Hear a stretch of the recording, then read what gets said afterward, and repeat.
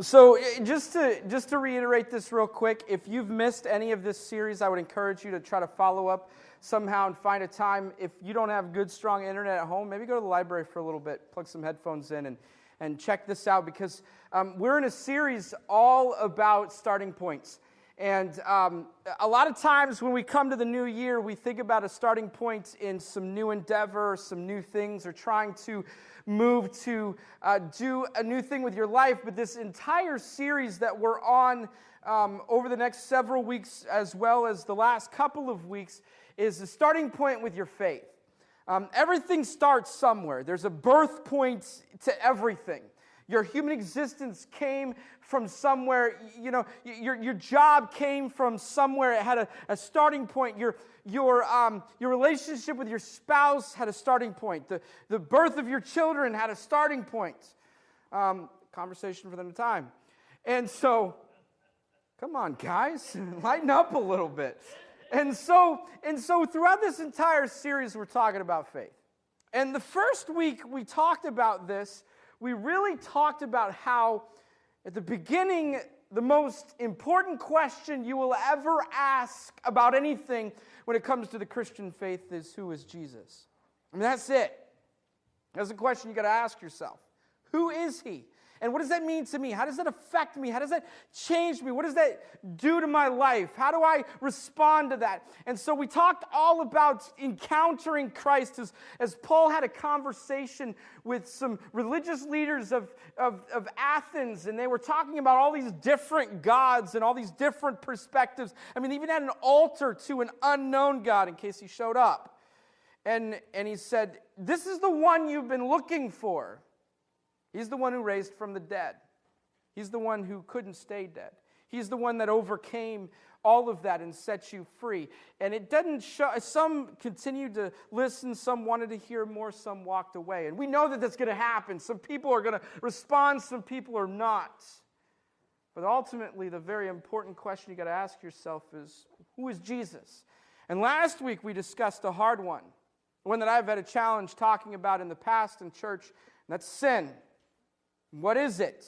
How do you define it? And one of the things that I talked about, the major focus in a lot of ways, is that sin has been whittled down to nothing more than a mistake. A lot of people say, well, it's a mistake.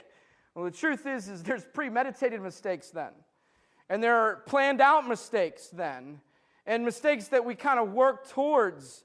We've got to come to grips with the fact that we're a sinner. But the most beautiful thing is coming to terms with the fact that we are sinners leads us to a place that helps us to recognize that we are in need of a Savior. It's not until you know that you are an absolute sinner that you know absolutely that you need Jesus Christ. And so all of these different things that we've been talking about with our starting point. Last week I ended with a simple thought. Don't deep sea dive to bring up past sins buried in the waters of God's forgetfulness. That's what he does when we come to grips, when we come to terms. Oh man, I'm not a mistaker. I'm a sinner, and I've done some terrible things. I've even plotted and planned and went through with them. But when I ask forgiveness, man, he buries it in the sea, never to be remembered. And so this week, another topic when the whole starting point thing is going on here. And this morning I want to talk to you about the role of rules. This is kind of like when you think of religion, when you think of Christianity in general, when you think of all different religions, you think of rules. You think there are a role of rules. It's something that's a part of what we believe in. It's kind of like a belief system. Remember, when you were growing up, you sang about them in your Sunday school classes, and we kind of put them together, and this is, like we were talking about in weeks past, a framework of faith, and then when you grow up in age, things don't stand as strong as they used to in the rigors of life, and your faith can kind of collapse because it's not as strong as it should be. And so in the area of rules, we begin to question some of the rules that we've been told over and over again. But, practically speaking, though, rules are kind of like the centerpiece in some people's regards to religion or faith or Christianity. It's about how well you obey, or how well you do, or how well you listen to the commandments, or how well you listen to God. In every religion, there are them. Just going through a couple of them. Islam has 5 pillars. We know the 10 Commandments. The Sermon on the Mount is a list of some great rules. Sikhism has quite a list. Buddhists have their principles. Just speaking of some other religions, and Christianity is not exempt from that. We can whittle it down even to, when you begin to think of rules in the Christian faith, it can even get more hairy when you begin to mention denominations. It's like, when my wife and I were getting married, and I'm not going to, make no bones about it, but we're still sometimes kind of frustrated because they were like, no, we don't dance in this church, so you guys can't dance together. Like, fine.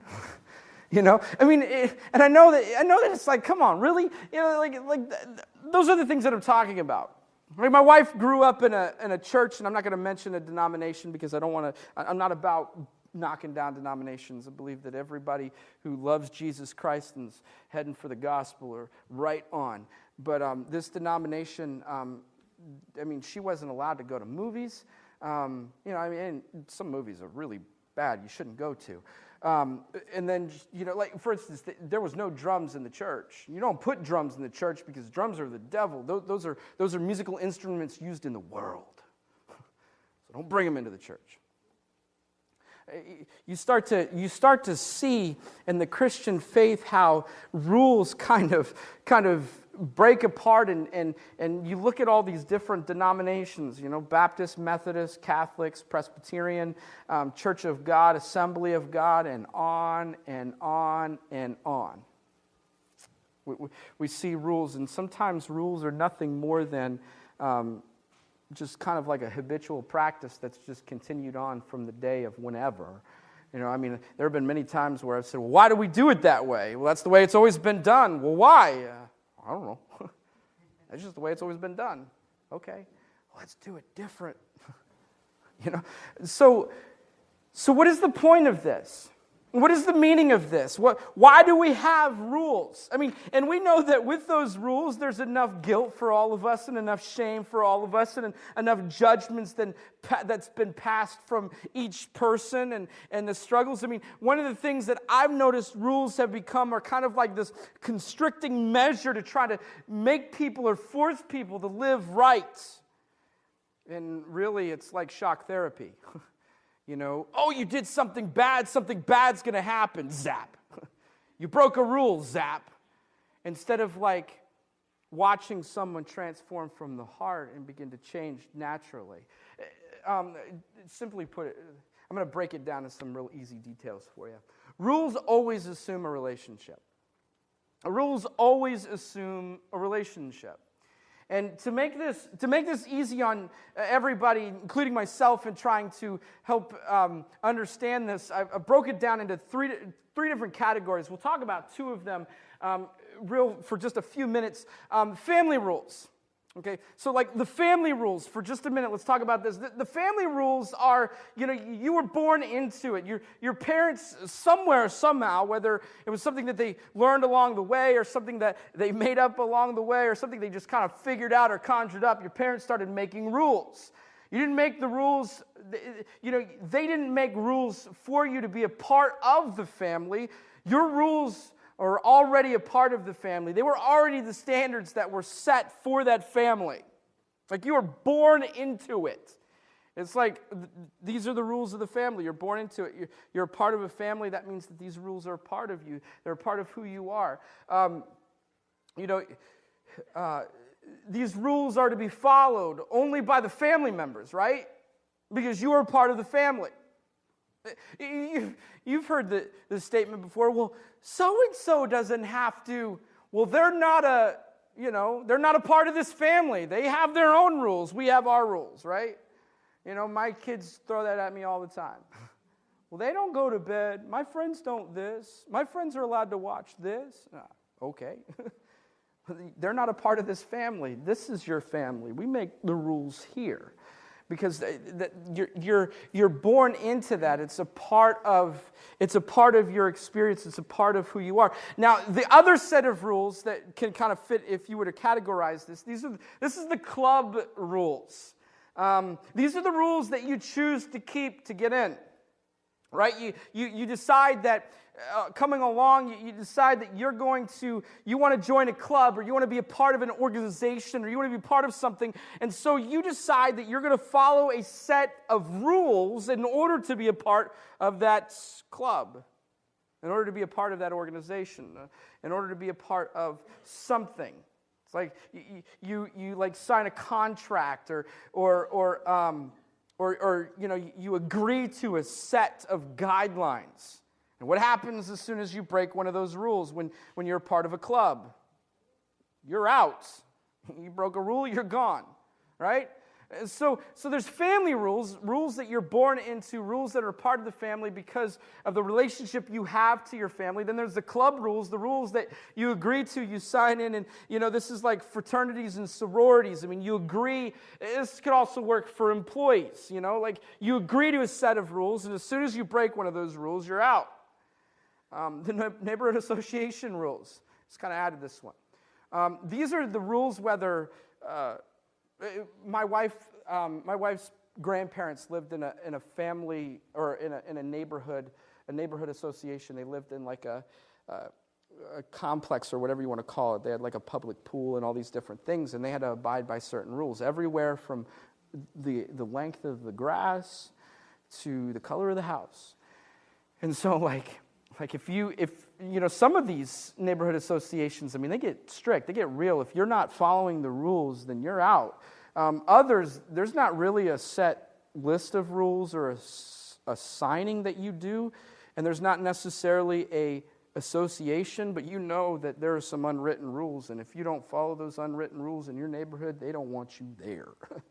I don't know if you guys have ever experienced that before, but it's kind of like they can make you miserable until you want to go. They can make you miserable until you feel like you have to leave or until you feel like you have to get out of there. It's not like they can necessarily throw you out, but you definitely wish that you were out. So, all of that to say, we're getting there. We're getting somewhere, I promise you guys.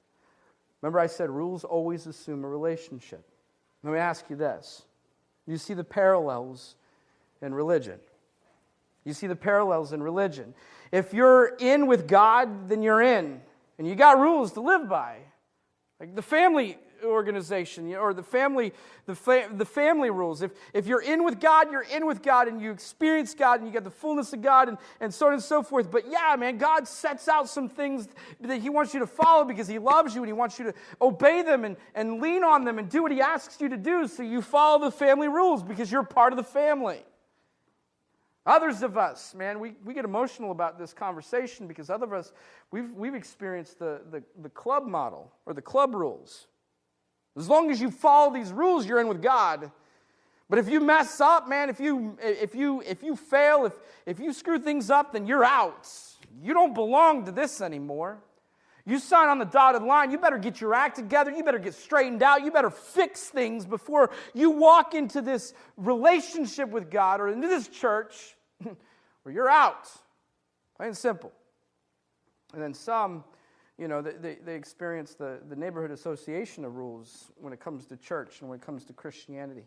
There may not necessarily be a written order, or you may not necessarily be kicked out of the organization if you don't abide by certain rules, but man, they'll shame and guilt out of you. They'll make you feel terrible. They'll just push and push and push, and you'll feel less and less and less. And a lot of people, man, they leave the church for reasons like this. Some of you have been told that you belong to a family, but you've always felt like it was a club. Like when coming to the Christian faith, when coming to the church, you've been told this is a family. I've told you guys that a ton of times. We family here. But you've always felt like it was more like a club. That if you didn't abide by certain rules, you are out of here. And some of you, you've seen religion plain and simple as a club. You were told you were told that you were, that this is a club, and that if you don't follow certain rules, if you don't obey, if you don't fall into this kind of criteria, or if you don't listen and obey to certain things, then God's going to eject you the first moment He gets. Because you got to listen, you got to obey, you got to do. You got to be responsible with yourself.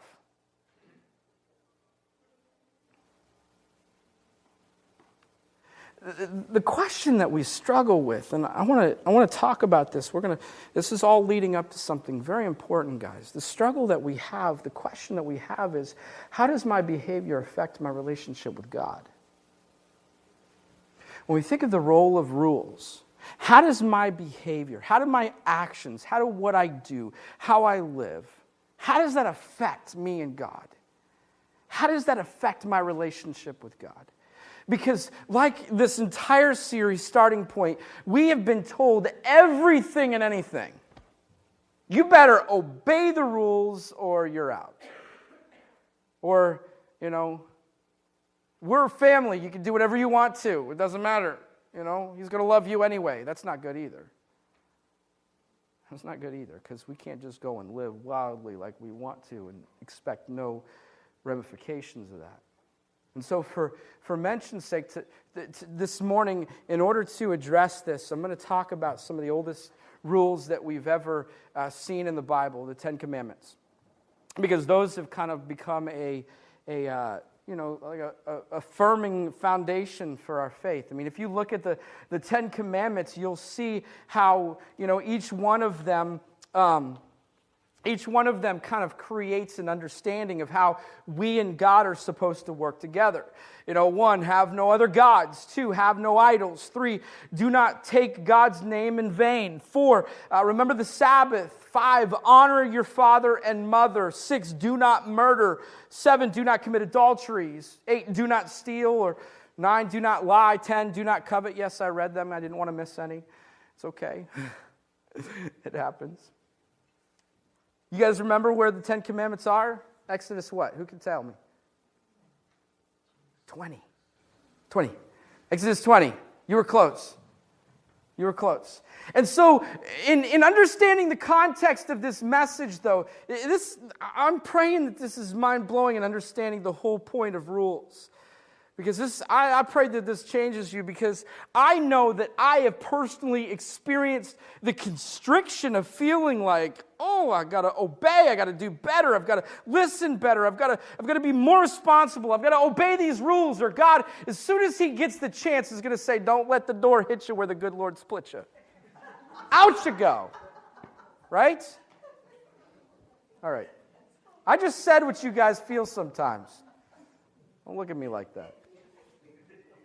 And so let's take a minute to catch up on some history. We've been talking about Abraham in our Sunday school class, but I got a little bit of a diagram here for you guys. So we've got Abraham. Abraham made a mistake. Listen to me. He sinned and had a baby with Ishmael, and that became the Arab nation. But if you go on the other side, you've got Isaac, and Isaac gave birth to Jacob and Esau, and then there were these 12 sons afterwards. Now what happened was, and then it became the nation of Israel after that. But what happened is there's this, there's all these different things that play out. And so Abraham, Isaac, Jacob, and Esau, and then Jacob gives birth to other children, and then it becomes the 12 children. And one of them is Joseph. You guys remember Joseph, the guy with the coat of many colors, the guy who had some amazing dreams and was always willing to share them with his siblings?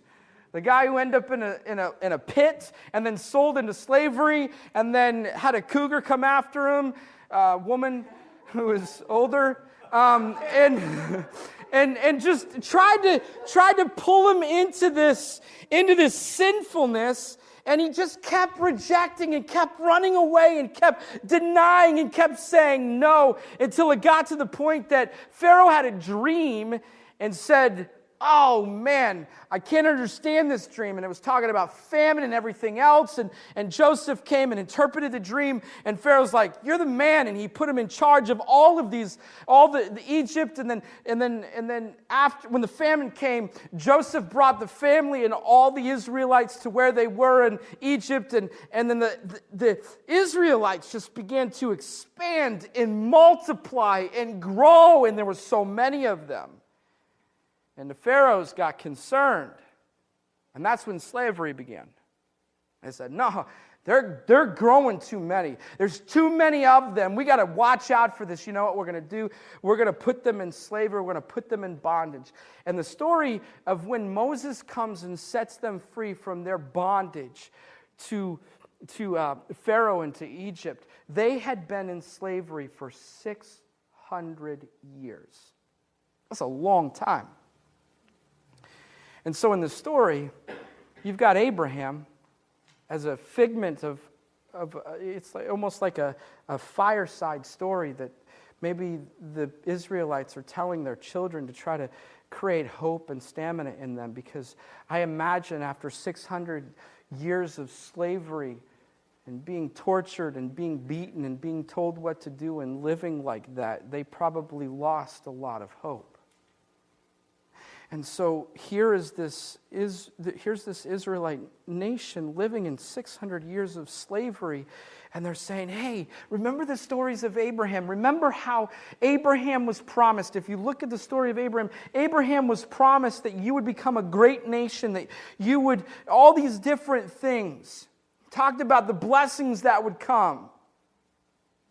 Sure, they had a civil understanding, but all they had understood was slavery. And so when they were rescued from Egypt, it was kind of like the Ten Commandments were put there in order to help them and to support them and to establish an environment for them to live with each other. But this is important. Exodus 21 and 2, before we even get to the commandments. Right. Moses comes to Egypt and does something incredible through the power of God, and sets those people free. We'll talk about that in a second. Exodus 21 and 2 says this, and God spoke to all of these words.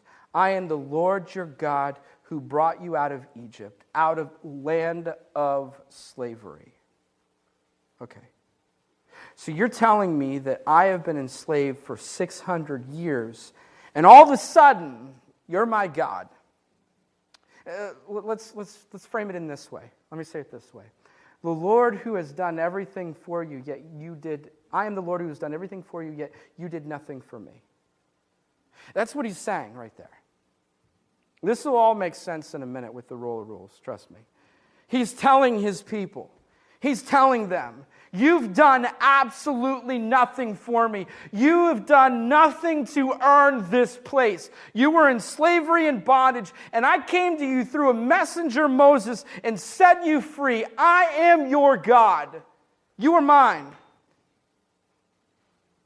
Abraham is probably nothing more than a fairy tale they tell their children. And he's telling them, I am your God, a mighty God who is here for you.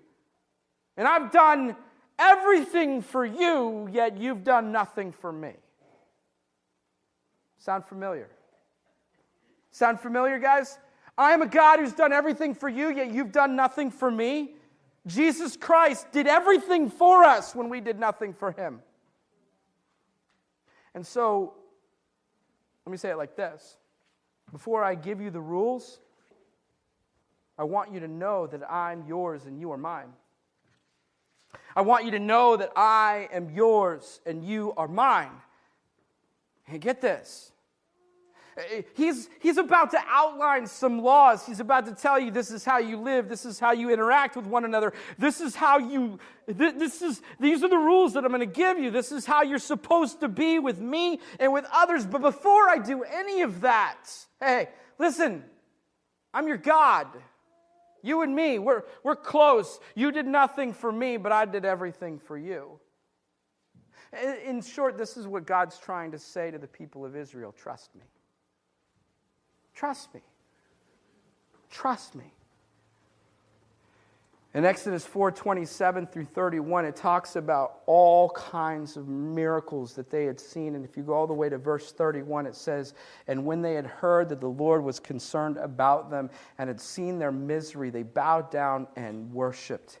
Moses went to them with a message and said, hey guys, I got some hope for you. You're going to get out of this mess.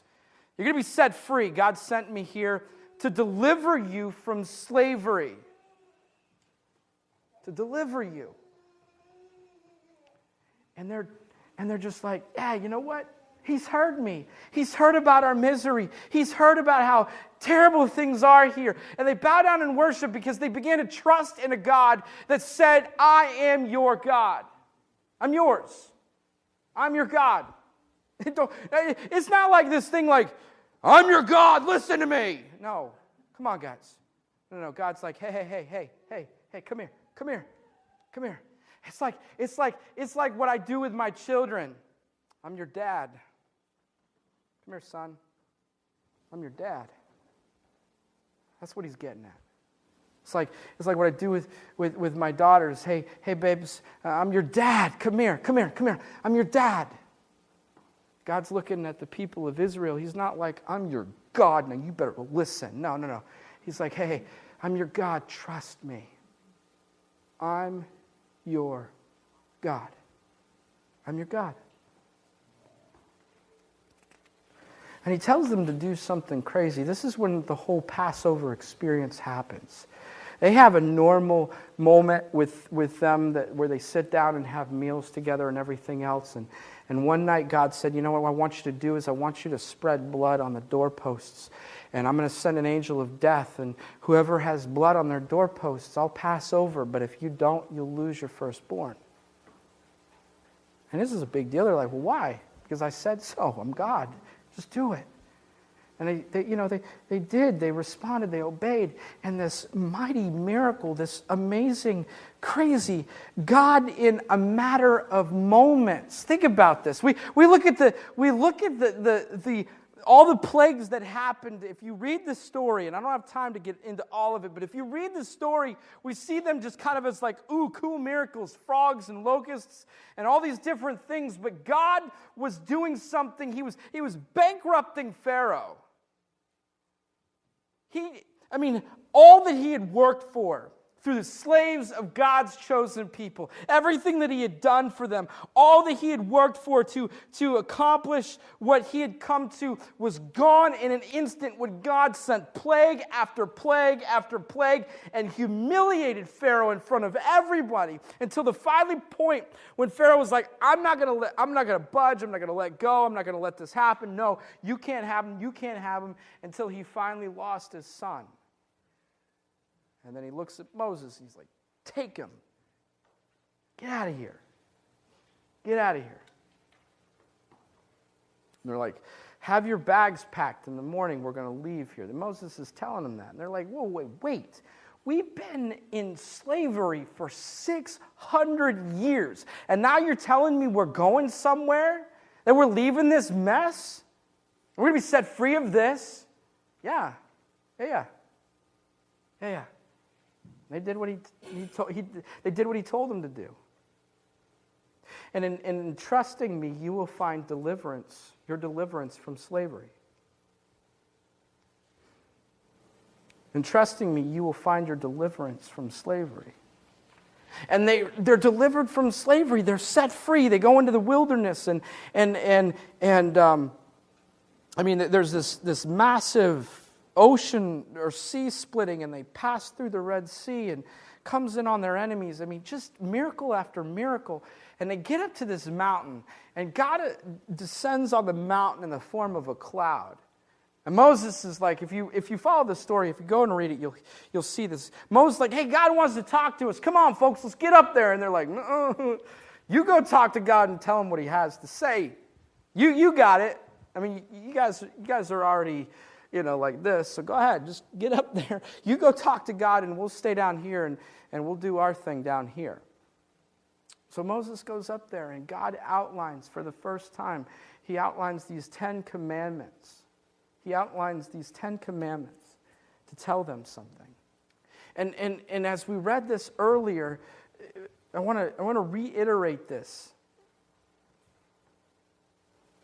We know that, he's talking about no gods and so on and so forth, but in verses 1 and 2, in Exodus 1, 21 and 2, before God even began to give them the commandments, he made the statement, I am the Lord your God who brought you out of Egypt, out of the land of slavery.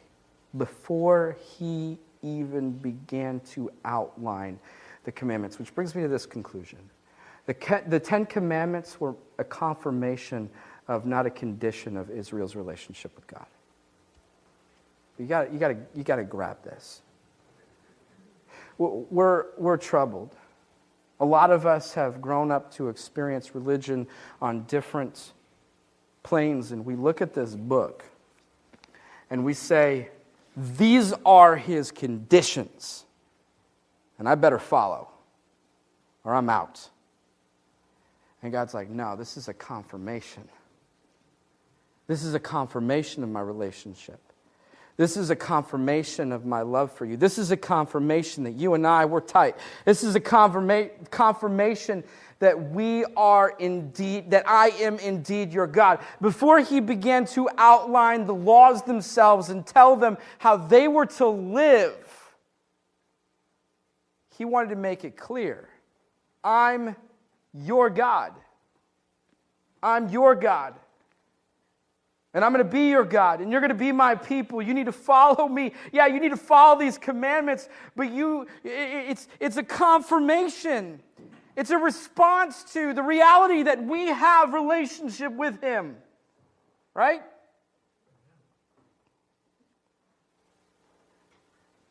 With God, relationship precedes rules. God opts for the family over the club.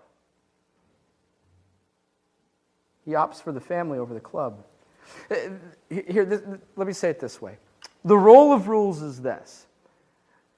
The rules are confirmation of, not condition of, our relationship with God.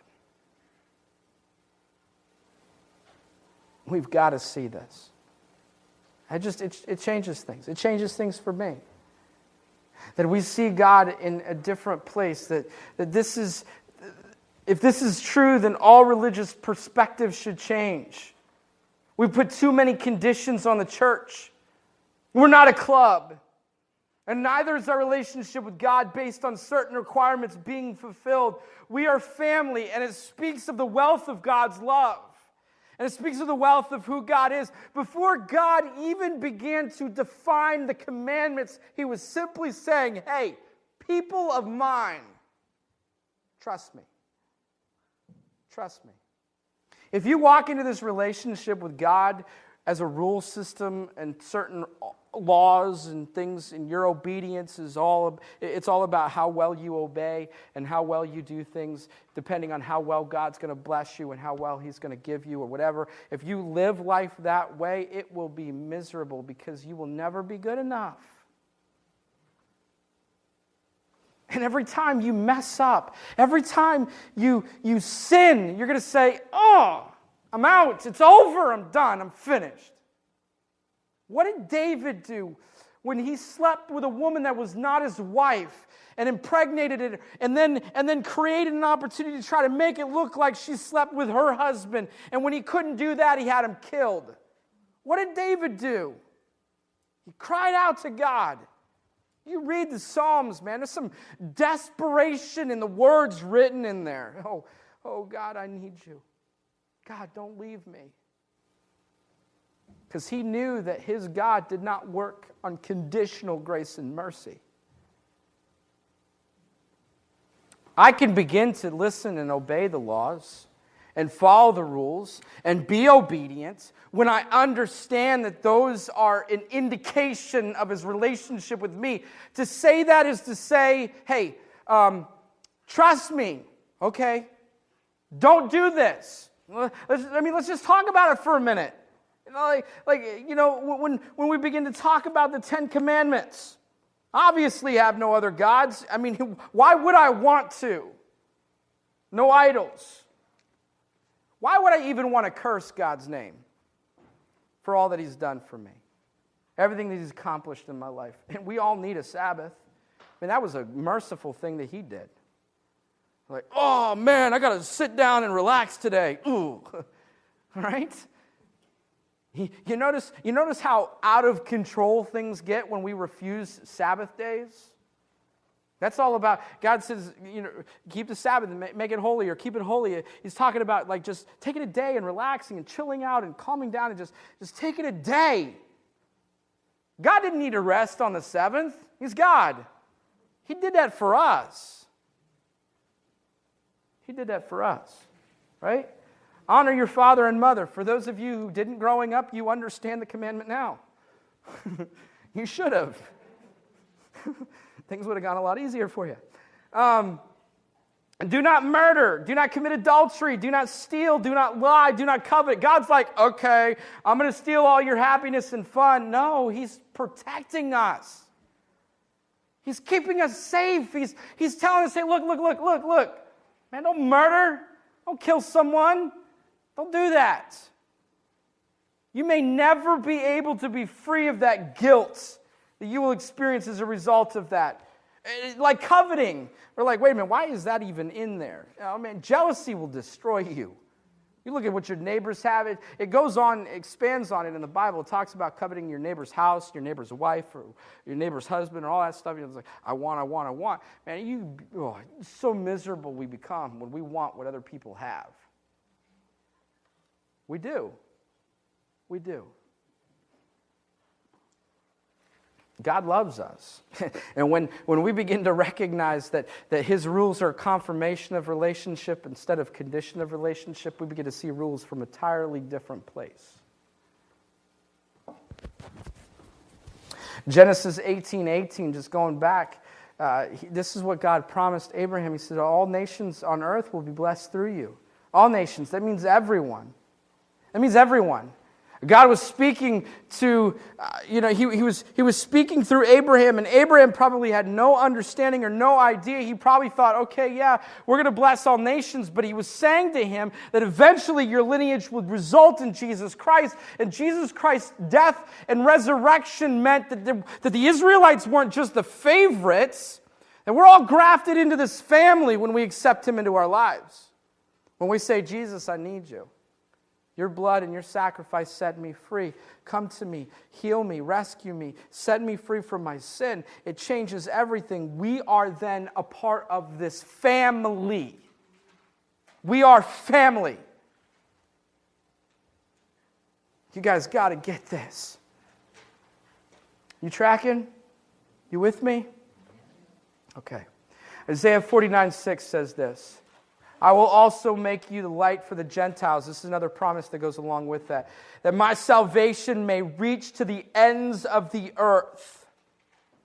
We should not be surprised that 1,500 years after these events happen, Jesus enters and then he demands nothing. He turns nature upside down. He heals, he calms storms, and he speaks to the wind and it stops.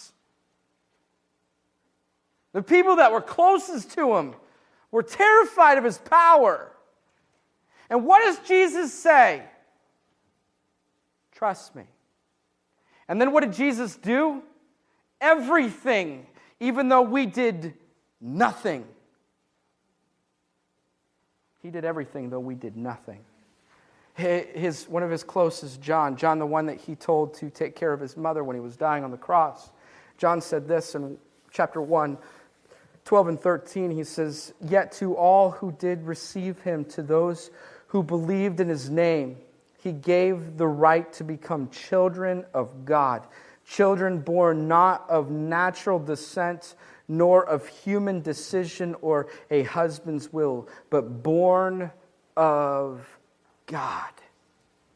You become children, grafted into a family.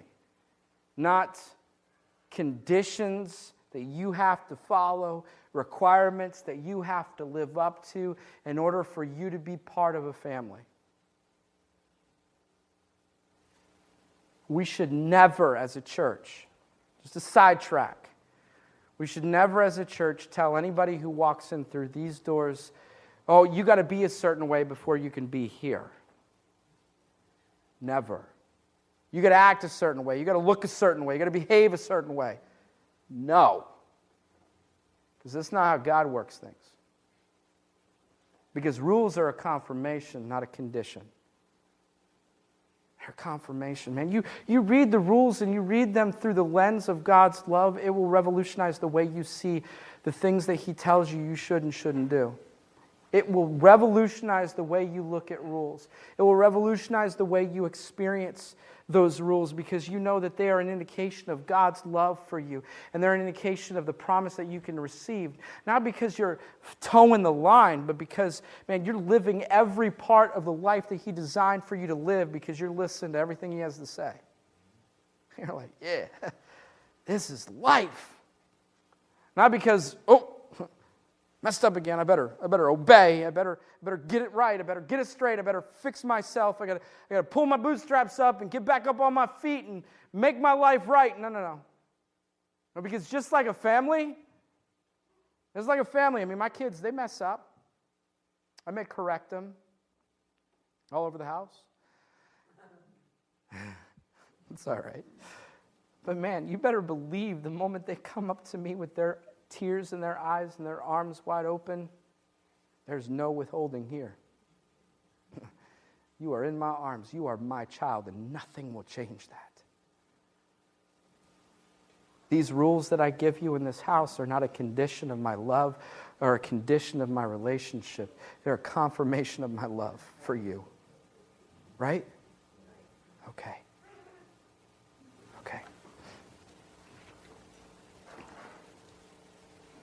Something's got to change in us. His motive is one of provision and protection for the people He loves. That's what it's about. It's one of provision and protection. Not demand and responsibility and you better do it right. No, provision and protection. So, you know, I didn't have one to put on the PowerPoint, but the question I want to ask you guys this morning as we close is, what do we do with that? What do we do with that? How do we respond to that? How do we handle that? What do we do with that? How do you begin to shift in your thinking? Because some of you are looking at me and I can like sense like oh man, this is good. I feel a little bit better. I feel that God loves me a little bit more than I thought in the first place, because this last week it wasn't as good as the week before. I mean, I made some serious errors. Said some things I shouldn't. Drank some things I shouldn't. A little too much of what I shouldn't been drinking. You guys know what I'm saying? And God's like, I'm not telling you these things because they're conditional of who I am to you. I'm telling these things because it's a confirmation of my love for you. But how are you going to shift? How are you going to change in thinking? How are you going to change your thoughts? How are you going to learn to live in a place knowing that His motive is one of provision, protection, and love? That's His motivation for you. You're going to start living from that place. When you come across something and you're reading through the Bible and you see a rule and you're like, wait a minute, hold on. That's not just something that they had in their day. That's not just a rule that they had because of the laws of that day. You know, because sometimes you read through things. You know, like certain points of the Bible say, don't sew different cloths together. Obviously, you know, that's kind of like okay. You know, later on in the New Testament, God told us to eat whatever we wanted to. So, you know, we don't need to fret about meats either. But I'm telling you guys, when you begin to read the Bible and you see one of those laws and it bounces out on the page and you're like, oh, I got to do something about this. Don't be like God's like, sticking it to you. No, God's like, I love you. This is going to be better for you. This is going to help you. This is going to nourish you. It's going to make you a better person. How are you going to shift in your thinking? How are you going to change the way you see it? This is not about conditions. This is about confirmation. Father God, we thank you so much for this morning. I thank you for the truth, God. I just ask, Father, that we would grab this truth, that it would change us as we are in this series starting point, and we're trying to understand our faith. We're trying to understand who we are, God. We're trying to understand our relationship with you, God, and we're trying to understand what Christianity is. I pray that we would not get bogged down, Lord, that we would not be overwhelmed, that we would not fret and fear about the rules that we have heard expressed in Scripture. The 10 Commandments are other. God, that when we read the Bible and we begin to discover the things that you want us to live by, the things that you want us to fall in line with, the things that you want us to obey, that we would not sense a life that's being constricted and efforts that got to be given or that we'll never win or we'll never get on your good side or we'll never receive your grace or your promise. I pray, Father, that we would recognize that rules are not a condition of us and you. They're a confirmation. I pray that that would radically change our thoughts and our heart, that we would approach everything different from this point as we read your word, as we understand more about you and understand more about the laws that you outline, the rules that you outline in our life, that we would look at this and say, yep, that's for my better. Because you love me, you told me not to do this. Because you know where it leads. You know what's going to happen. You know the destruction that will come. Set us free today. Help us to realize that we are indeed family. It's your wonderful name we pray. Amen.